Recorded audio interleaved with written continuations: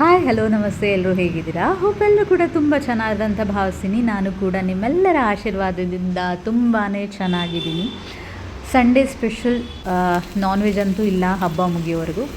ನನ್ನ ಮಗನಿಗೆ ಅಟ್ಲೀಸ್ಟ್ ಮೊಟ್ಟೆ ಆದರೂ ಹಾಕಿಬಿಟ್ಟು ಏನಾದರೂ ಸ್ವಲ್ಪ ರೈಸ್ ಮಾಡಿಕೊಡು ಅಂತ ಹೇಳ್ದ. ಸೊ ಹಾಗಾಗಿ ಇದು ಒಂದು ಸ್ವಲ್ಪ ಬೇಯಿಸಿದಂಥ ಮೊಟ್ಟೆನ ಹಾಕಿಬಿಟ್ಟು ಸ್ವಲ್ಪ ಡಿಫ್ರೆಂಟಾಗಿ ಏನಾದರೂ ಮಾಡೋಣ ರೆಸಿಪಿನ ಅಂತ ಹೇಳಿ ಈ ಒಂದು ರೈಸ್ನ ಮಾಡಿದ್ದೀನಿ.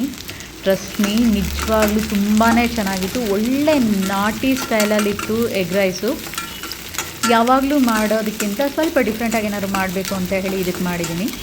ಮೊದಲಿಗೆ ಒಂದು ಈರುಳ್ಳಿ ಕಟ್ ಮಾಡಿ ನಮಗೆ ಹೇಗೆ ಬೇಕೋ ಆ ರೀತಿ ಕಟ್ ಮಾಡಿ ಹಾಕ್ಕೊಂಡಿರೋದು, ಒಂದು 4 ಹಸಿಮೆಣಸಿನ್ಕಾಯಿ ಜೊತೆಗೆ ಒಂದು ಕ್ಯಾಪ್ಸಿಕಮ್ಮು, ಇದನ್ನಷ್ಟು ಹಾಕ್ಬಿಟ್ಟು ಫ್ರೈ ಮಾಡಿಬಿಟ್ಟು ಅದಾದ ನಂತರ ಸ್ವಲ್ಪ ಹಚ್ಚ ಖಾರದ ಪುಡಿ ಹಾಗೆ ಧನಿಯಾ ಪುಡಿ, ಒಂಚೂರು ಗರಂ ಮಸಾಲ ಪುಡಿ ಮನೆಯಲ್ಲೇ ಮಾಡ್ಕೊಂಡಿದ್ದಂಥ ಪುಡಿಗಳನ್ನ ಹಾಕಿಬಿಟ್ಟು ಜೊತೆಗೆ ಒಂದು ಸ್ವಲ್ಪ ಸೋಯಾ ಸಾಸ್ ಹಾಕಿಬಿಟ್ಟು ಚೆನ್ನಾಗಿ ಫ್ರೈ ಮಾಡ್ಕೋಬೇಕು.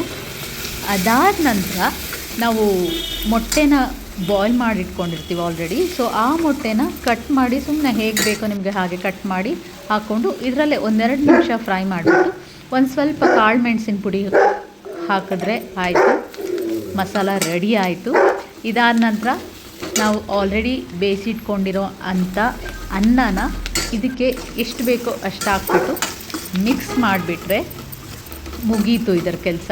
ಅದ್ರ ಮೇಲೆ ಗಾರ್ನಿಷಿಗಂತ ಒಂದು ಸ್ವಲ್ಪ ಕೊತ್ತಂಬರಿ ಸೊಪ್ಪು ಹಾಗೆ ಹಸಿ ಈರುಳ್ಳಿನ ಸ್ವಲ್ಪ ಸ್ಮ್ಯಾಶ್ ಮಾಡಿಬಿಟ್ಟು ಕಟ್ ಮಾಡಿ ಸ್ವಲ್ಪ ಸ್ಮ್ಯಾಶ್ ಮಾಡಿಬಿಟ್ಟು ಹಾಕಿಬಿಟ್ರೆ ಒಳ್ಳೆ ನಾಟಿ ಸ್ಟೈಲ್ ಎಗ್ ರೈಸು. ನಿಜವಾಗ್ಲೂ ತುಂಬ ಚೆನ್ನಾಗಿರುತ್ತೆ. ಒಳ್ಳೆ ಡಾಬಾ ಸ್ಟೈಲ್ ಥರನೇ ಇರುತ್ತೆ. ತುಂಬಾ ಚೆನ್ನಾಗಿರುತ್ತೆ. ನನ್ನ ಮಗನಿಗಂತೂ ತುಂಬ ಇಷ್ಟ ಆಗೋಯಿತು. ತುಂಬಾ ಚೆನ್ನಾಗಿತ್ತು. ಇದನ್ನು ಆ್ಯಕ್ಚುಲಿ 2ನೇ ಸಲ ನಾನು ಮಾಡ್ತಾ ಇರೋದು. ಅವನಿಗೆ ಇಷ್ಟ ಆಗಿ ಕೇಳಿಬಿಟ್ಟು ಇದನ್ನು ಮಾಡಿಸ್ಕೊಂಡಿದ್ದಾನೆ. ತುಂಬಾ ಚೆನ್ನಾಗಿತ್ತು. ಯೂಶ್ವಲಿ ನಾವು ಕೆಲವೊಂದು ಸಲ ತುಂಬ ಚೆನ್ನಾಗಿ ಬರಬೇಕು, ಹಾಗೆ ಬರಬೇಕು, ಹೀಗೆ ಬರಬೇಕು ಅಂತ ಎಷ್ಟೋ ಎಫರ್ಟ್ ಹಾಕಿ ಅದಕ್ಕೆ ಏನೇನೋ ಹಾಕ್ಬಿಟ್ಟು ಹೇಗೋ ಮಾಡ್ತೀವಿ. ಬಟ್ ಏನಾದರೂ ಒಂದು ಮಿಸ್ ಆಗಿರುತ್ತೆ.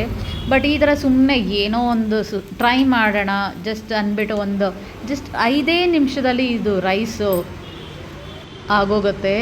ನಿಜವಾಗ್ಲೂ ತುಂಬ ಚೆನ್ನಾಗಿರುತ್ತೆ. ಒಳ್ಳೆ ಡಾಬಾ ಸ್ಟೈಲಲ್ಲಿರುತ್ತೆ. ಟ್ರಸ್ಟ್ ಮೀ, ನಿಜವಾಗ್ಲೂ ಟ್ರೈ ಮಾಡಿ ಒಂದು ಸಲ. ತುಂಬಾ ಚೆನ್ನಾಗಿರುತ್ತೆ.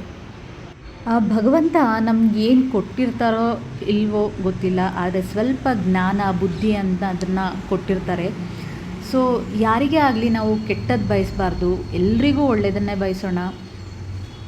ಯಾರಿಗೂ ನಮ್ಮಿಂದ ಎಷ್ಟಾಗುತ್ತೋ ಅಷ್ಟು ಒಳ್ಳೇದು ಮಾಡೋಣ. ಎಲ್ರಿಗೂ ಒಳ್ಳೆಯದೇ ಬಯಸೋಣ. Thank you.